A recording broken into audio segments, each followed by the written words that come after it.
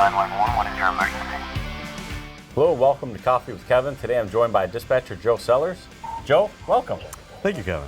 Joe, tell me a little bit about what goes on in dispatch. Well, there's a lot that goes on. First and foremost, I'd say the easiest way to describe it is that we kind of act as a liaison between the public and their emergency needs or non-emergency needs, and the first responders that go out and service these citizens for whatever it is that they may need. Shelby Township 911. Joe, tell me a little bit about what kind of information someone should have before calling 911. Well, the absolute most critical information that we need before anything else is the location of the caller and where the emergency is.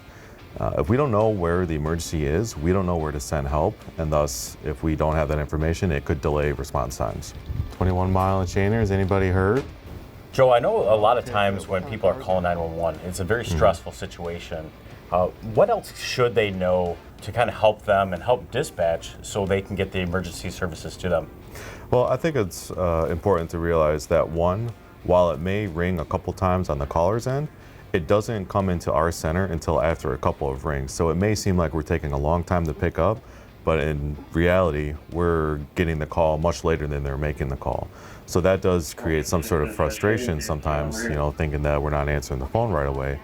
But there is a little bit of a delay when you call and when we receive the call. The second most important thing is that while the dispatcher has to ask a lot of critical questions in order to best help the person that's in need, somebody else is already going to be dispatching help to that person that is requesting EMS or police services. So it can be a little frustrating thinking that you have to answer all these questions, but it's for the betterment of the response times and the service that's provided, and that somebody else is already getting help on the way so that there's no delay. Good. That's good to know that even though you guys are working on it, another dispatcher is already sending help. Yes, yeah, we work as a team in order to get the most efficient response as possible. Great.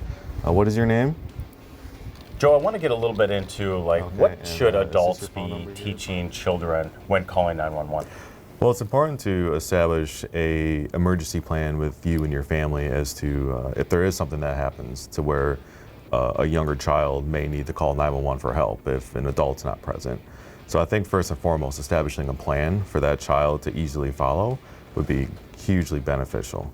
Second thing is going back to the point of knowing where you're at, is teaching the child that, hey, this is our address, or at least know where to find our address or their address, so that they can relay that information to the dispatcher. That's good information. Also, when I was younger, I know we would put the address on our refrigerator. Yes. So then if there was an emergency, I could always look at that if I didn't know at the time. Yeah, and I recall doing the same thing when I was a young child as well. Good deal. And obviously each kid's going to have different abilities and different age ranges, so cater to that as well. But yeah, it's most important to have a plan for that and to also teach them how to call 911. Very good.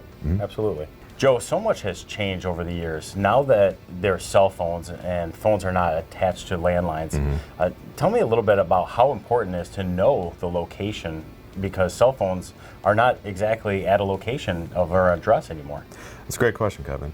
With the technology over the years developing, it has become easier for us to pinpoint a location once somebody calls 911 from a cell phone.